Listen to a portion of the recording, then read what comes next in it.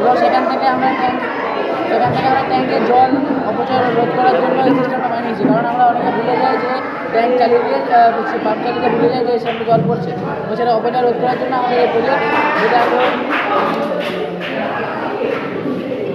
আমাদের level show করবে জলের